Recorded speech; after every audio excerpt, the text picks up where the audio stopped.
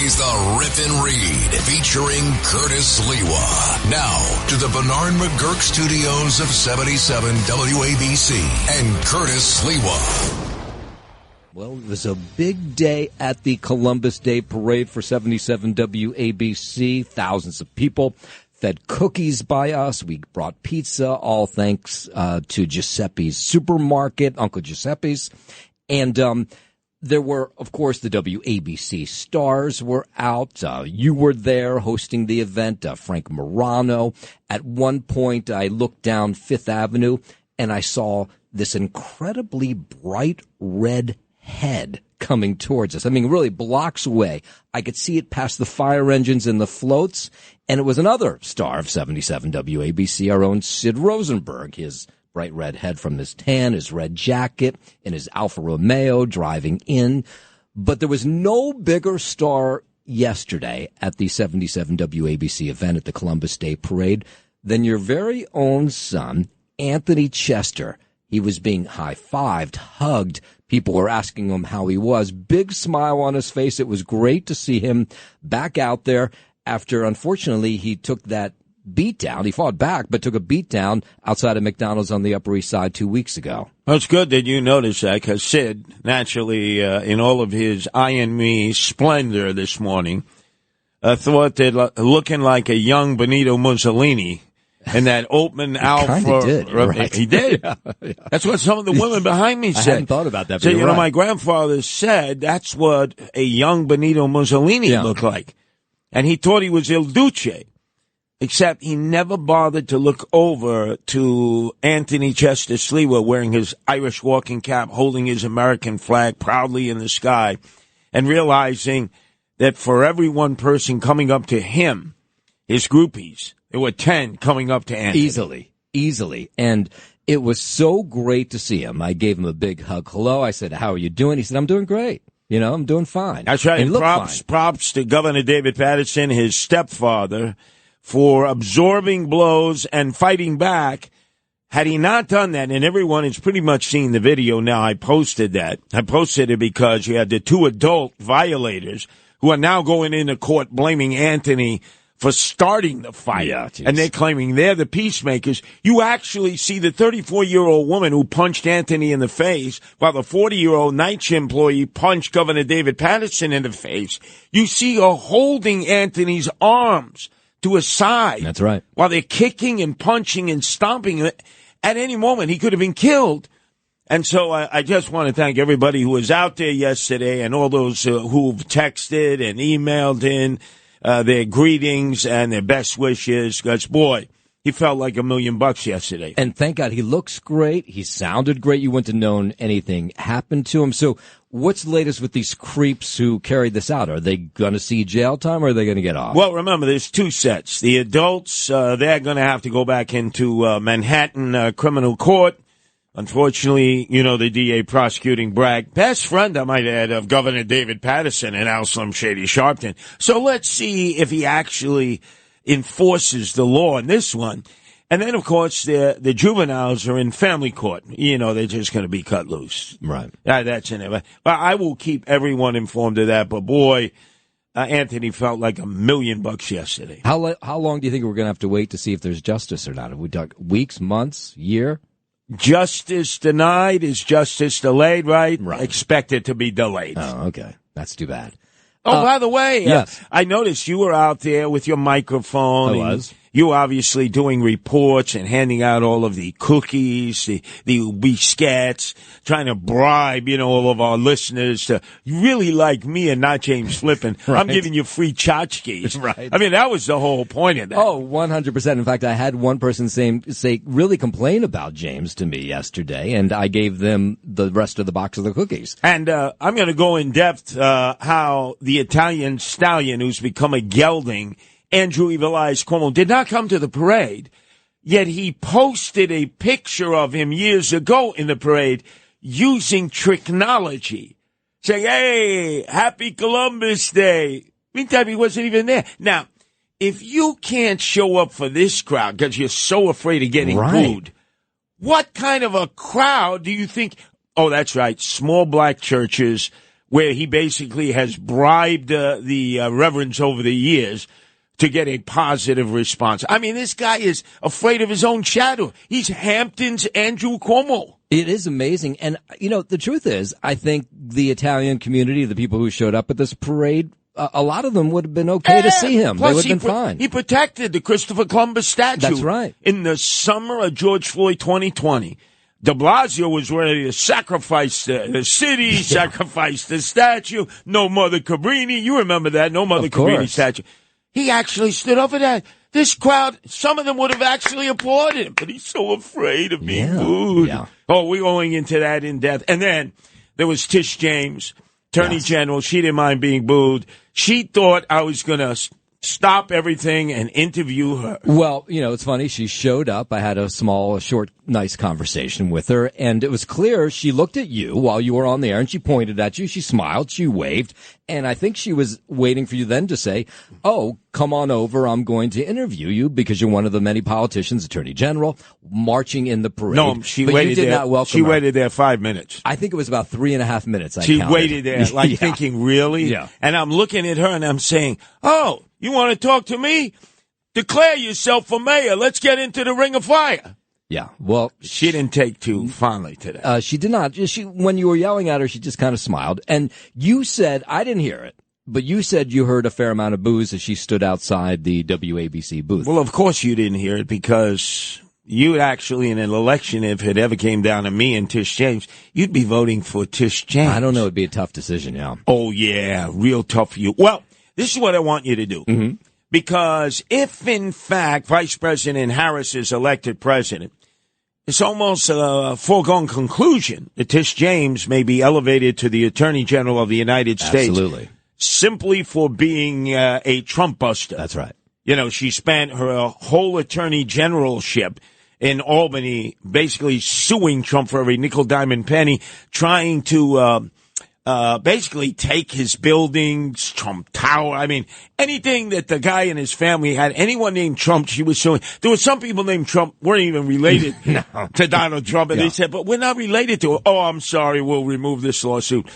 She could become the United States Attorney General. I think it's a slam dunk. The reward for going after Trump, and she made him part with a fair amount of cash. I mean, she was successful on some level.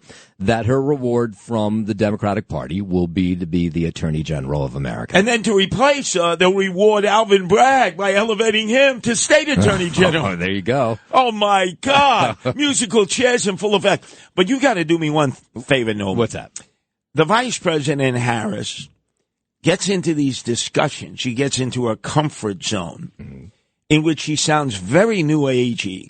Instead of just addressing the question, even if you don't like the sound of it, a lot of her answers are as if we have to contact Dr. Sky to answer what the hell she's talking about. Social issues, crime issues, migrant issues. And she'll say this from time to time. There's this whole, I talked with somebody once who said, if you just look at where the stars are in the sky, don't look at them as just random things. If you just look at them as points, right. Look at the constellation. What does it show you? So you just outlined it, Roland. What does it show you? Is she talking points of light? I think she is. What the hell? That would be that? Stolen from Bush if she had just exactly about points of light. Yeah. Bush 41. That's right. I actually won one of those awards. Oh, you did? Oh yeah, the points of light for Cyber Angels. Wow. Oh, see, didn't know that. A lot of things people didn't know. That in fact, our maestro of music here, Lou Rufino, proud graduate of Fordham University, right. And proud member of WFUV, a great college radio station, played Combat Rock's Clash's song in honor of me and the Guardian Angels. What's the name of that again? Red Angel Dragnet. Red Angel Dragnet. Red Angel Dragnet. And do you know that Sid just blew right through it? Well, he didn't know. I didn't know either. I said, what the hell are you doing, Sid? This is classic. Who would have ever thought that a counterculture band, greatest of all time, would have dedicated a song to me, who liberals, progressives, and democratic socialists of America hate and despise? Yeah, I imagine they're rethinking that now. But yeah, at the time, no, it's there. It's in the vinyl. You can't change that any longer. So with that in mind, Eric Adams, swagger man with no plan. Oh, God. Yeah. He was okay. And what I mean okay is, as the Mets were succeeding beyond all expectations, Lindor and company, first against Atlanta, obviously, and then to get to the playoffs, the Milwaukee Brewers, who just the previous week had decimated them, Polar Bear, Alonso hits one out. I mean, over and over again. And he's rocking the Met hat. Because he had said long ago, he said, I grew up in Southeast Queens. We were Met fans. And for the first time, he actually seemed to show some knowledge about sports. He mentioned Tommy Agee, Cleon Jones, the 69 Mets. And I said, okay, he's a Met fan. And he was rocking this hat. Right. Then all of a sudden, yesterday, at the Christopher Columbus Day Parade, and he just rushed right through. He didn't even bother to stop at the stand. Oh, he jumped out of the parade before he even got to our booth. Exactly. Yeah. He wasn't going to be coming up there and dealing with me, that's for sure. I warned everybody, this guy's a crook. They would have turned my microphone off. They would have. But now he's got a baseball cap on, darker blue, so it seems to lean towards the Yankees, with the interlocking N and Y of the New York Yankees on one side, and the interlocking, as Michael Kay would say, the N and Y of the Mets sign on the other side. So he's wearing two bills in one. I mean, it was pathetic. What a fugazi. People were already going to boo him for his indictment and the bribery charges he faces, but the boos were way louder along the parade route because he didn't pick a lane, pick a team, put the hat on. People can deal with it, but no, he's got to be the guy that everybody loves. So he puts on the hat that covers every single team. And of course, and he pissed everybody off. He did. It did the opposite. Real baseball fans appreciate it. Like when I say I hate the Mets because I'm a Yankee fan. They understand that. Right. And I say, likewise, I would expect you as a Met fan to despise, to loathe the Yankees. But then, remember, there was Hillary Rodham Clinton, who claimed that when she was a young girl in Chicago, she would listen to Yankee games at night. I forgot. And everybody said, oh. Right. Well, you were a Cub fan, so that covered the National League north side of Chicago. You weren't a White Sox fan like Barack Obama. You were a Yankee fan. Remember how she said that? Yeah. And she got booed by everybody. Of course. Then there was Comrade Bill de Blasio, the part-time mayor of the dope from Park Slope, who would wear a Mets jersey with the number 6 on the back. And the cognoscente Met fans would say, oh, wow, which number 6 is this in honor of? And he would say Rico Petrocelli, who went to Sheepshead Bay High School, who played for the Boston Red Sox, which was the team that he loved. Right. But he wouldn't wear the Red Sox regalia. And by the way, I don't think he ever made it up to Yankee Stadium once. He refused to, because he was such a big Red Sox fan. And actually, in some ways, I have more respect for that than wearing a hat with both teams on. But he was at a game with my middle son, Carter, because his mother, Melinda Katz, at the time the borough president, was singing the national anthem at the new City Field. And apparently, de Blasio told him a lot of stuff about baseball, and Carter regurgitated it to me.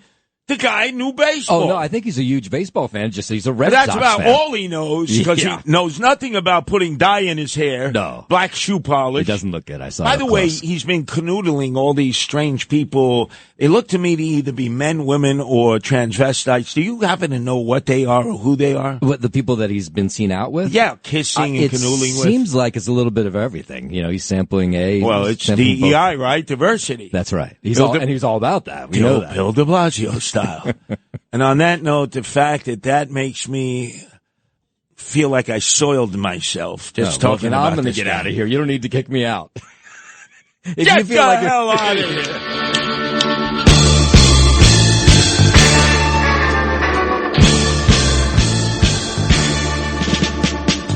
I come from a long way away, and I know a fine thing when I see it. For the same reason, no one ever pointed a telescope at the sun. Talking about the Red Angels of NY City. Shot the shot. Curtis Sliwa.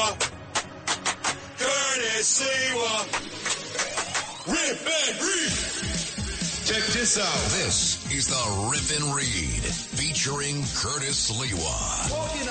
Now to the Bernard McGurk studios of 77 WABC and Curtis Sliwa.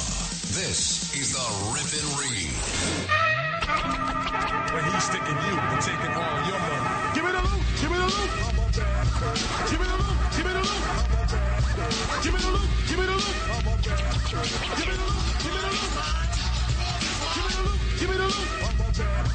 Bum rushing in to retail establishments, drugstores that also sell almost every other product under the sun, and 7-Elevens.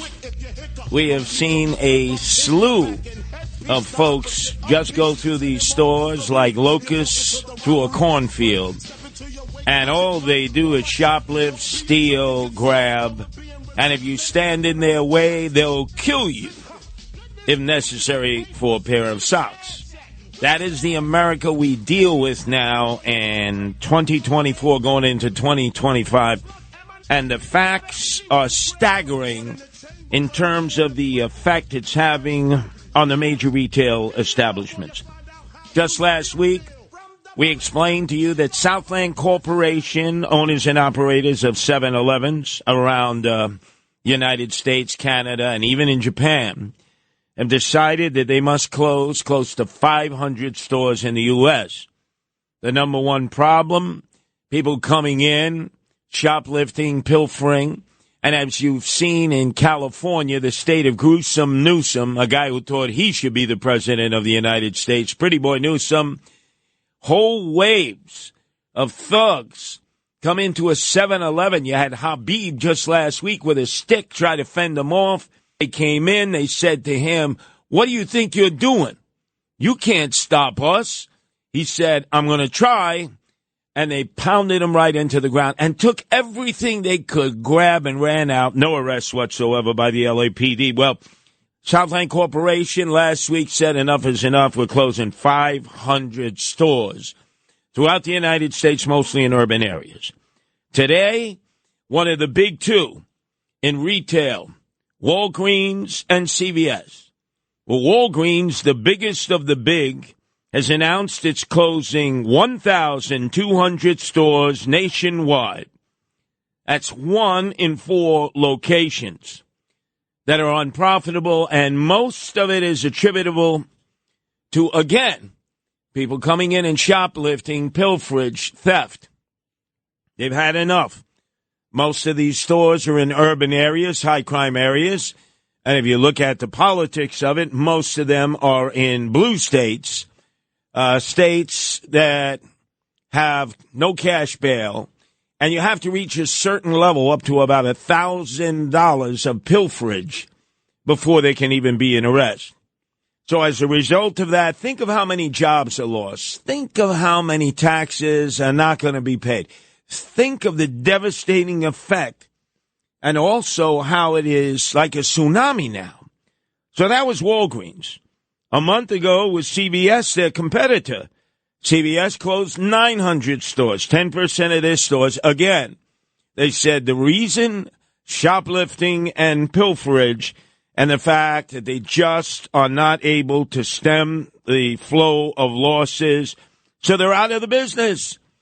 In 10% of their stores, that means they're going to be empty. They're going to be a blight. You see people going to go in there, squat. There's going to be graffiti on the outside, and there's going to be garbage outside because nobody is going to take responsibility for cleaning up the property.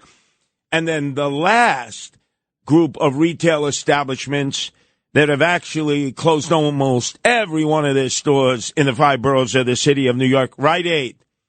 Again, the victim of shoplifting and pilferage.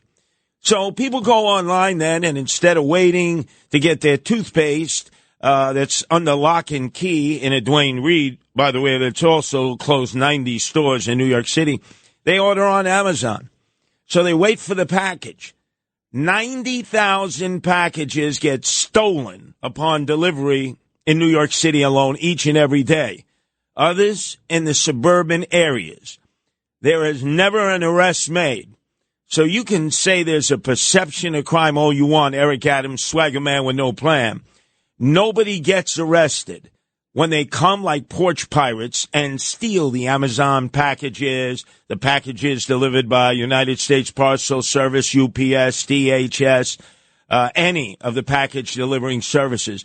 So when it comes to stealing packages that will augment you not having to go to a retail establishment that has been closed because of pilferage, if they don't steal it in the store, they steal it when it's being delivered to you.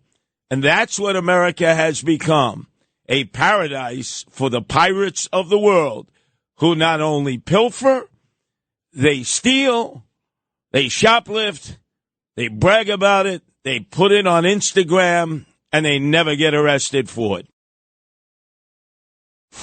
Now to the Bernard McGurk studios of 77 WABC and Curtis Sliwa. Curtis doesn't know about you, but he rips and reads. This is the Rip and Read.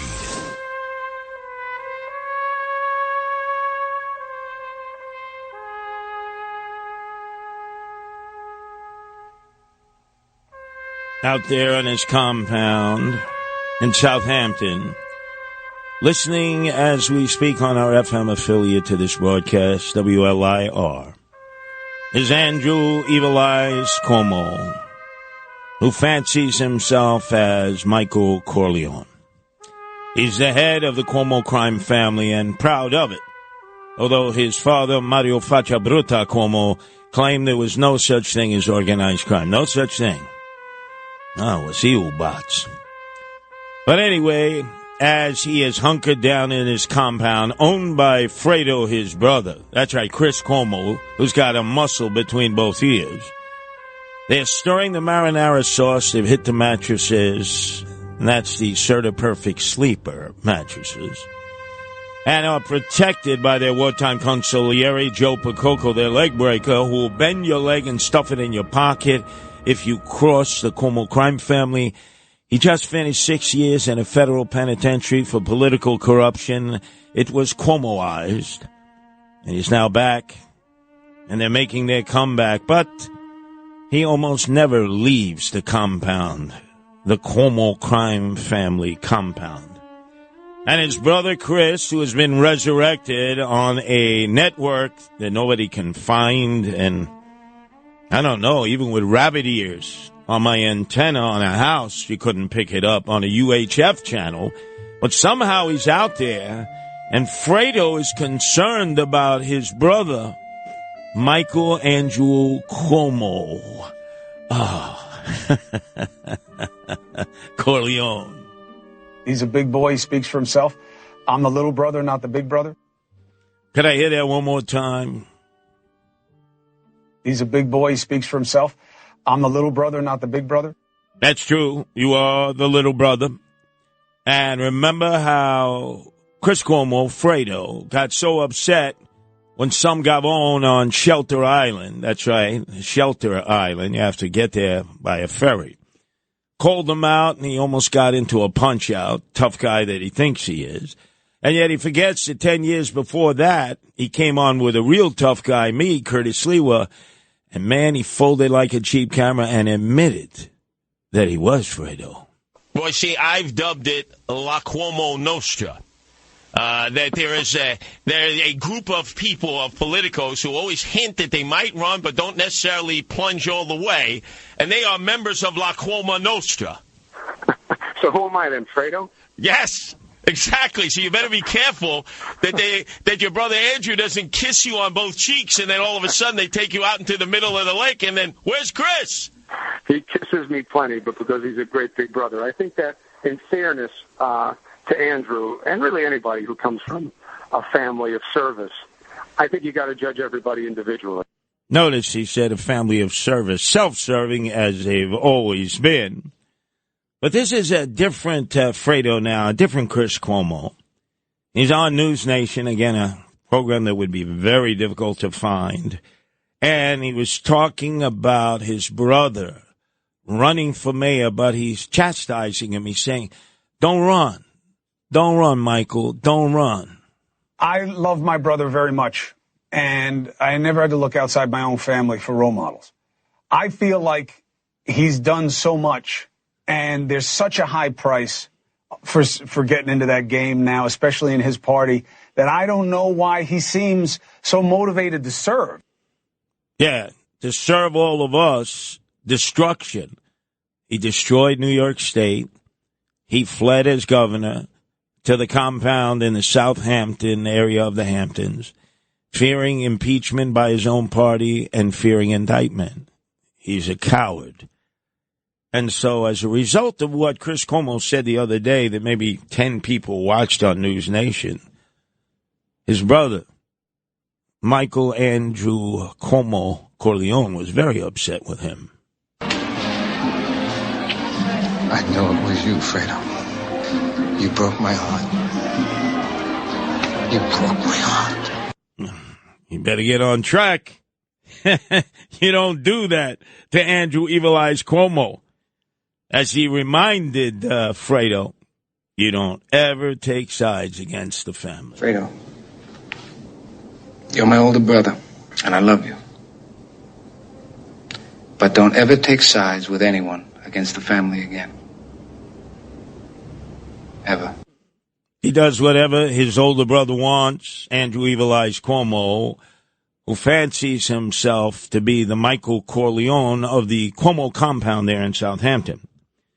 Remember, there was a time there where the Clinton National Network of CNN became the Cuomo National Network, when every day at 12 noon, Andrew Evil Eyes Cuomo would do his PowerPoint presentation, putting fear, fright, hysteria into the mindsets of people in America because of the lockdown and the COVID that was spreading. He would basically hold court. He would tell you to socially distance, put on masks, you better shut your businesses. In fact, there should be a bitter price to pay for anybody who defies Cuomo and defies state government.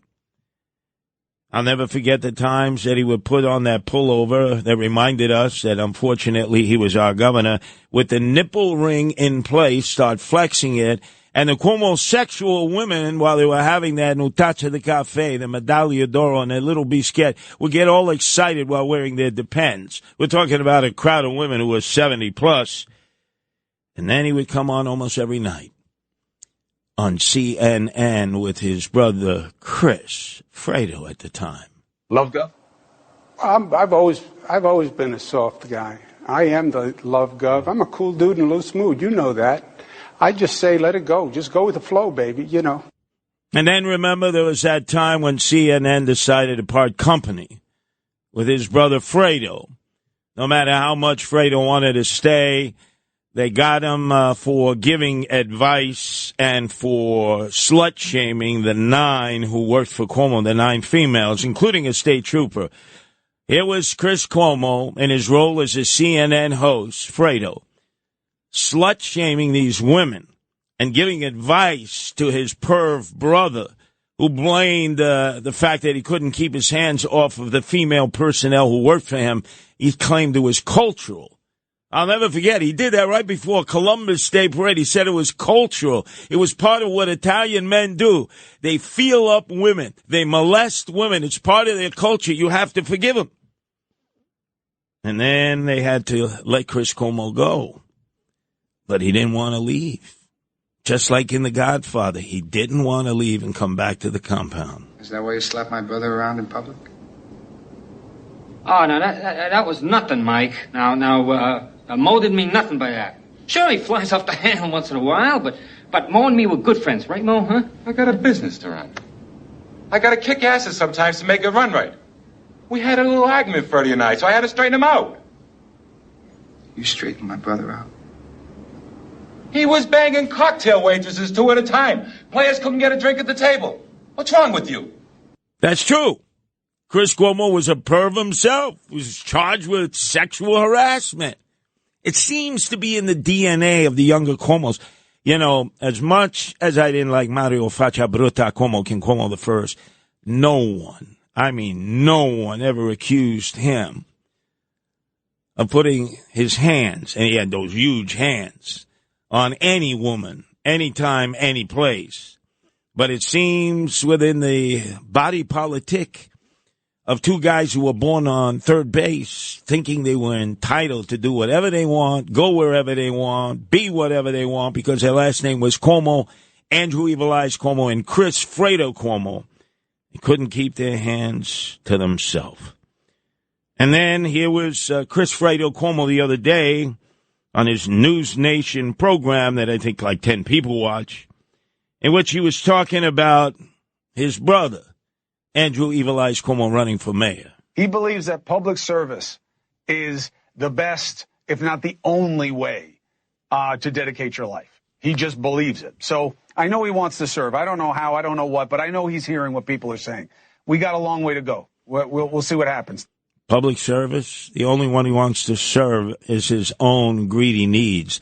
He made $5 million on a book that nobody read. It basically was a bribe should he ever become president, because people at that time thought he was on his way to 1600 Pennsylvania Avenue, that Chris Fredo Cuomo's brother, Andrew, would become the first Italian-American president and achieve what they thought maybe their father would achieve. But it was not reachable at that time. Oh, yeah. And it's all about service. Serving oneself, serving the Cuomo family. When the lockdown and pandemic came and there were no tests available, who got the tests? All the Cuomo family. They were given the tests, and others had to wait online because, hey, it's the Cuomo crime family. They're number one, second to none. And then, of course, there was Andrew Evil Eyes Cuomo, who wanted you all to know this. If he comes back, he's coming back for vengeance. He's coming back for a political vendetta against Kathy Hochul, and, of course, the woman that he elevated to become Attorney General, his inquisitor, Tish James. First of all, I'm not fuzzy. I don't want to be fuzzy. I don't even know what fuzzy means. I'm from New York. We don't have fuzzy in New York. And that's exactly how he is, if you know of the life and times of Andrew Evil Eyes Cuomo. Now, isn't it interesting that he posts a picture of him marching in the parade with Italian-American pride, maybe 10 years ago when he was at the height of his fame and respect, and what he thought was a certain trip at some point to 1600 Pennsylvania Avenue as the president. And oh, have the mighty fallen. And he posts this with a sash on that would make you believe that he was at the parade yesterday up Fifth Avenue. I mean, if you couldn't come out of your compound in the Hamptons, if you're so afraid of getting booed in public, if there was ever a hometown crowd for you, Andrew Evil Eyes Cuomo, it would have been the Columbus Day Parade. Hey, to your credit, you kept the Christopher Columbus statue up and protected in Columbus Circle when the other Italian stallion like yourself, who was a gelding, Bill de Blasio, was going to sacrifice it. You actually built the statue to Mother Cabrini, voted by New York City women as the most respected woman who deserved her own statue. And again, the self-hating Italian, Bill de Blasio, the gelding, he said no because his wife, who pulls his string, Charlene, said no. And Cuomo, to his credit, built the statue at state taxpayers' expense. There was no beefs. And it's right down in the Battery of New York City, right next to the Holocaust Museum. So, Andrew, I know you're listening. Ascendeme, tu si proviano sfacim, like your father Mario. If you couldn't come out to play in the annual Columbus Italian-American Parade to celebrate Italian-American contributions to what should have been your hometown crowd, when are you ever going to come out of your compound? Because you can't be mayor from the Hamptons. This is the Rip and Read, featuring Curtis Sliwa. Now to the Bernard McGurk studios of 77 WABC and Curtis Sliwa.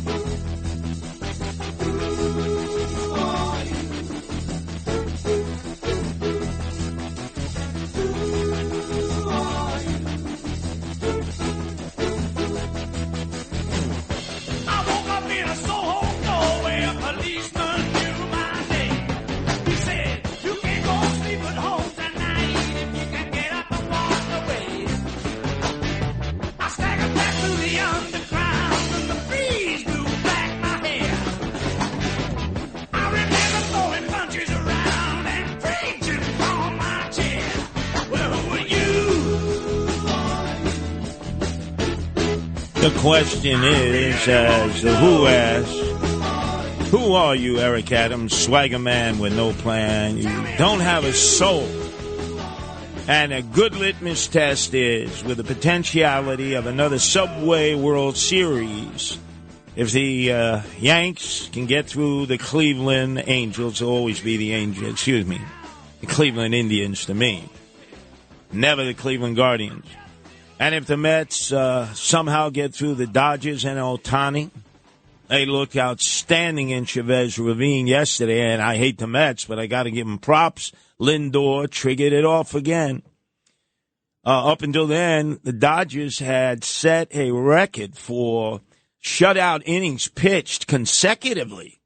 It looked like Mets might have gone down at 4, and yet they're on the comeback trail.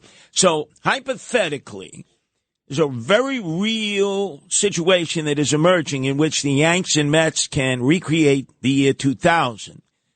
And this time the Mets are in a lot better shape than they were then with Mike Piazza and company.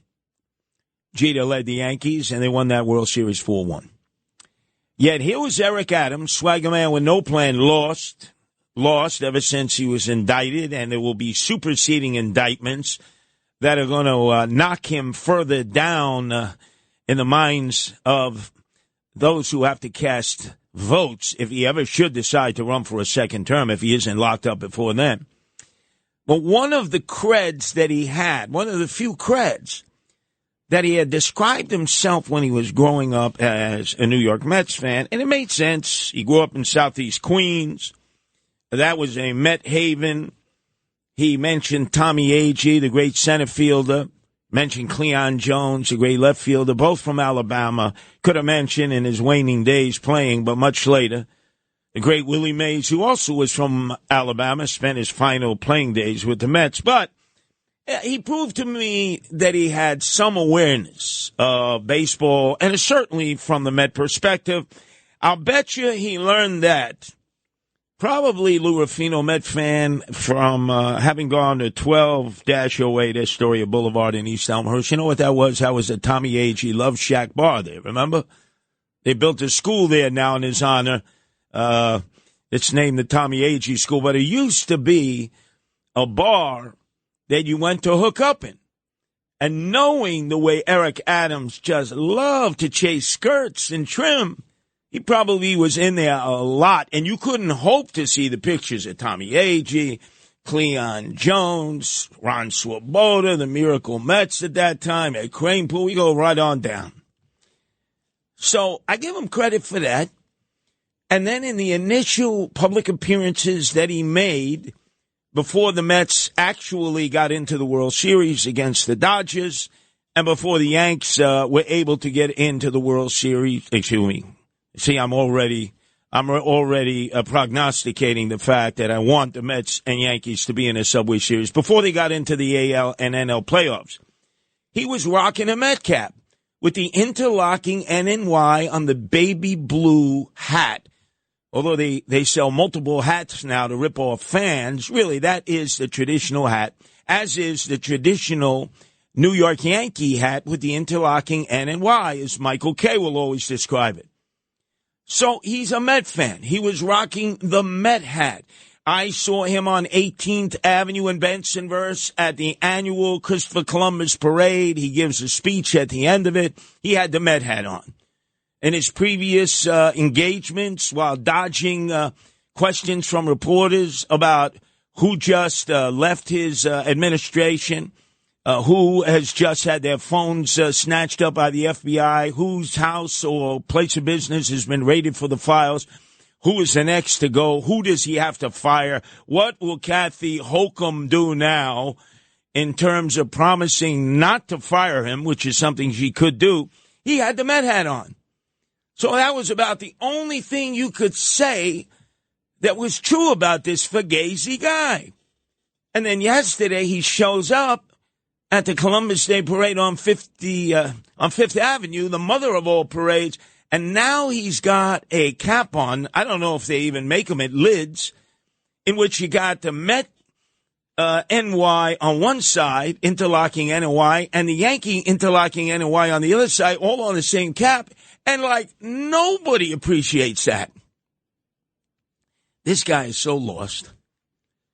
He took a side, which was a legitimate side, the Mets side. What baseball fans, real baseball fans appreciate. If you're a Yankee fan and you say, man, I really hate the Mets, like I've said it. In fact, in the year 2000, I was the MC for the Subway World Series rally. I was asked to do it by Michael Buttigieg, Rudy Giuliani at the time, who was the mayor. And I got on the stage. On one side of Bryant Park were Met fans, barricades, and police in between. The other side were Yankee fans. And the deputy mayors were telling me, because they didn't want me chosen, Rudy chose me because I'm a Yankee fan. And they said, don't incite the crowd, Curtis. Well, that's the worst thing you could tell me. Right out of my mouth, I was said, hey, Met fans, you three-eyed cousin fornicators. I've been to Shea Stadium. The parking lot looks like Rent-A-Wreck's parked there. Oh, the Met fans went nuts. They wanted to come over the barricade. They were ready to start a riot. The deputy mayors for Rudy said, get him off the stage, Mr. Mayor. And he said, no. He's a true baseball fan. That was the way Rudy was, too. And if you're a Met fan, I would expect you would hate the Yankees. I would respect you. The Yankees were always the team of the wealthy, of the upper class, of the upper middle class. The Mets were always the team of the blue-collar working class, those who had been stabbed in the back by the owners of the Brooklyn Dodgers who fled to Los Angeles, and the New York Giants that fled to San Francisco. So I understand their loyalty. It's the only National League team left, the Polo Grounds. My first game, 62, was in the Polo Grounds. That's why I had Cranebrew right out of high school, Monroe High School. Pinch hit, base hit. What a natural he turned out to be. But Eric Adams, now you're trying to satisfy everybody. And guess what, you schmuck, you putz. You satisfy nobody. Hang it up, Eric Adams. You can't even get the choice of a baseball team right.